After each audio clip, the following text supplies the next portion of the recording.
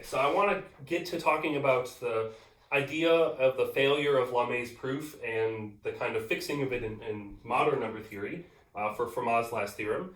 But let me first talk about the toy model. So by the way, this is not just applicable to Fermat's last theorem. This is applicable to many, many equations in number theory. Right, so we talked about you take the polynomial, you want to try to factor it whenever possible. You can't factor over the integers like x to the n plus y to the n, not even the real numbers, but over complex numbers, that's actually a beautiful theorem, a famous theorem, the fundamental theorem of algebra. Every single polynomial over the complex numbers factors as a product of degree 1 terms, right? So every polynomial of degree n actually has n roots over the complex numbers if you take care of multiplicity, right? This multiple simple root business. All right, so the toy model is the case that's not covered by Fermat's last theorem, but we've talked about it before and it's illustrative. So that's the case where you look at x squared plus y squared equals z squared, right? So the Pythagorean triple case is the toy model, right? So if I want to study this equation, how would I think in modern terms about it? Well, I would look at x squared plus y squared and try to factor, right? If I had x squared minus y squared, that would be a difference of squares. So I could factor that as x plus y, x minus y, right? And if x and y are integers, then these guys are also still integers. So I would have the square of an integer as a product of these two integers. And you could study kind of trying to show that, start with a primitive solution like we talked about with Pythagorean triples. Namely, you want the GCDs of these three things to be 1. And then you could say, well, you know, you tend to have relative primeness or coprimality of these two terms as well, and you would look at like z squared as a product of these two things. You have fundamental theorem of arithmetic that would tend to make these things squares, and that would tend to reduce what you get a lot quickly. All right, so unfortunately we have a plus sign and not a minus sign here. So if you wanted to rederive what we know about Pythagorean triples, if you wanted to study this equation with the plus sign, it's more complicated because I can't factor in this way. But I still can factor as a difference of squares. I just need to use the complex numbers, right? So to make this a difference of squares, right, I need this to be minus y squared. So this is x squared minus y squared equals z squared. So to use a difference of squares, I need the minus y squared to be a square, right? So I need minus 1 to be a square, and I need complex numbers to do that, right? But minus 1 is a square in the complex numbers. It's I squared. Right? So x squared plus y squared factors as x plus iy times x minus iy.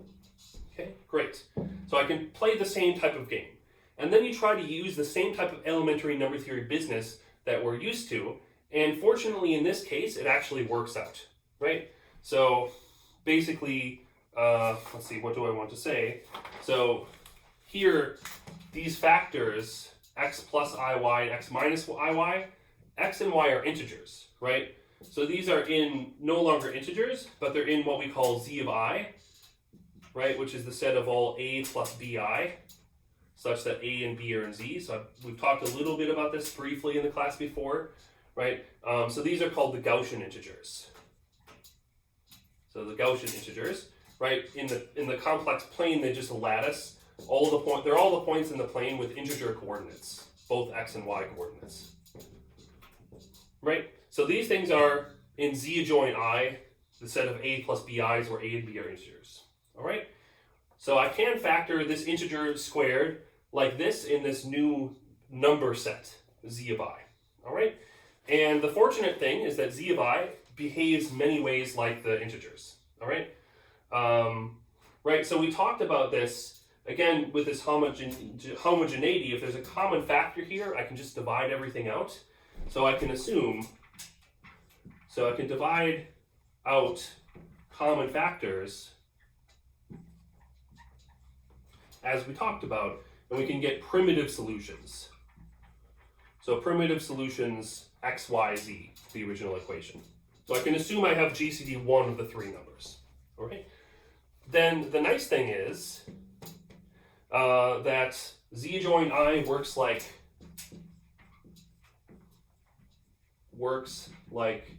z in many ways. It's very special, And so it has a fundamental theorem of arithmetic. So fundamental theorem of arithmetic. It has, well, first of all, it has notions of prime numbers. So it has an idea, it has a notion of what's a prime. It means kind of the same thing like it does in the integers, right? Like a prime, if it divides the product of two things, it divides one or the other. It works the same way in Z join I. So it has a notion of prime numbers. It has a notion of unique factorization into prime numbers. It has a notion of GCDs, which you get by these prime factorizations, etc. So in particular, there is a theory of GCDs here, and basically if x comma y are co-prime, right, then I look at these two guys. Then if you had that these two guys, x plus or minus y, x plus iy and x minus iy, if a prime divided both of them, so if a prime divides x plus iy and x minus iy, you can play some elementary games, and you could say that it's the same type of business that you do over the integers. If a prime divides both these numbers, I believe we even had an example very similar to this on a sample exam in the past, or exam or sample exam. If something divides both of those, it divides the sum or difference, right? So the sum would be x plus iy plus x minus iy. So it would divide 2x, and it would divide 2iy as well. Okay, so basically, yeah, so I would get that it divides 2x and 2iy, and because like x and y don't have anything in common, basically you can quickly deduce that the only real possibility is that the prime would divide 2, and you can get rid of the parity. You can't have again, you can assume that you have that these are odd. So you can assume some parity conditions, and you can basically argue that by using the homogeneity here, by getting the parity restrictions and scaling up common factors, and using the fact that this behaves just like the integers, it's kind of almost the same calculation that you would do over the integers like we usually do, you find that x plus and minus iy are also co-prime. Okay, all right. So I'm not going to do that because again, it doesn't. We don't have exactly what we need. I believe I've stated this before for z of I, but really the key point is the fundamental theorem of arithmetic holds here. So the usual calculations we do over the integers still make sense. All right, great. And by the fundamental theorem of arithmetic, what you then can have is that z squared, that's a square of something in z of I, equals a product of two things, and these are both